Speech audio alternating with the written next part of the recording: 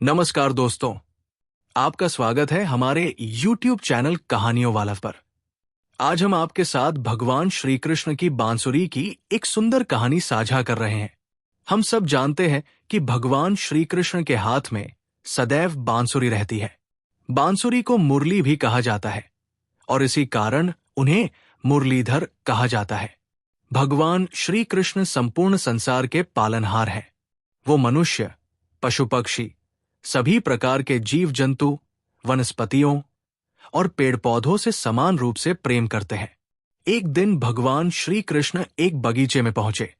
वहां खड़े बांस के वृक्ष ने उन्हें नम्रता पूर्वक प्रणाम किया। भगवान के दर्शन से बांस का वृक्ष अत्यंत प्रसन्न हुआ और विनम्रता से बोला, भगवन, मैं आपकी क्या सेवा कर सकता हूं? श्री कृष्ण मुस्कुराए और बोले, मुझे तुम्हारा जीवन चाहिए। मैं तुम्हें काटना चाहता हूं। यह सुनकर बांस के वृक्ष ने सिर झुका लिया और बोला, हे भगवान, ये जीवन तो आपकी कृपा से ही मिला है।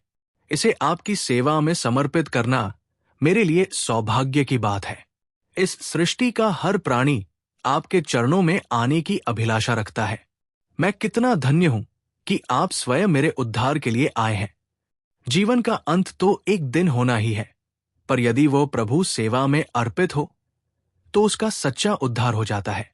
श्री कृष्ण ने कहा, लेकिन यह बहुत कठिन होगा। इसमें तुम्हें पीड़ा सहनी पड़ेगी। तुम्हारे मन में यह विचार भी आ सकता है कि मैं ऐसा क्यों कर रहा हूं। बांस ने हाथ जोड़कर उत्तर दिया, प्रभु, मुझे पीड़ा सहने की शक्ति भी आप ही देंगे। मेरे प्राणों पर आपका अधिकार है। मैं अपने जीवन को पूर्णतः आपके चरणों में समर्पित करता हूं।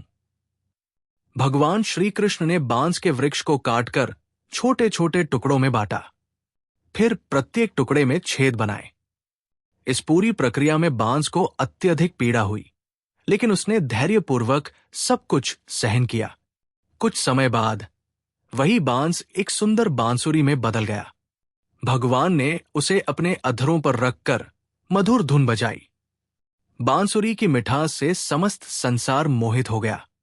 भगवान श्री कृष्ण ने उस बांसुरी को हमेशा अपने साथ रखना शुरू कर दिया। अपने नए रूप को देखकर बांस को विश्वास ही नहीं हुआ कि वो अब भगवान के हाथों में है और उससे मनमोहक स्वर निकल रहे हैं। वो भगवान के चरणों में कृतज्ञ होकर झुक गया। हर समय बांसुरी को श्री कृष्ण के हाथ में देखकर गोपियां उससे कहती, अरे बांसुरी, हम भी कृष्ण से बहुत प्रेम करती है, पर हमें तो उनके साथ कुछ ही पल बिताने का अवसर मिलता है। तू कितनी भाग्यशाली है कि हर क्षण उनके साथ रहती है।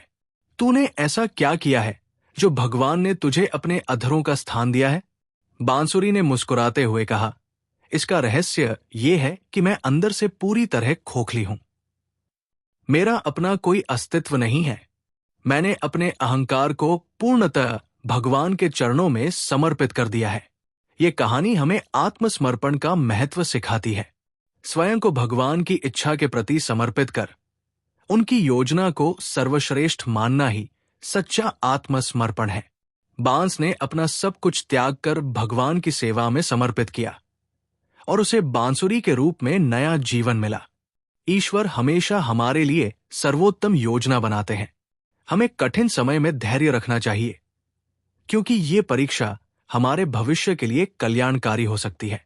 जब हम अपना जीवन पूरी तरह ईश्वर को समर्पित कर देते हैं, तो वे हमारा भार संभालते हैं और हमारे जीवन को सच्चा अर्थ प्रदान करते हैं। अगर आपको ये कहानी पसंद आई हो, तो इसे लाइक, शेयर और हमारे चैनल को सब्सक्राइब करना न भूलें। राधे राधे।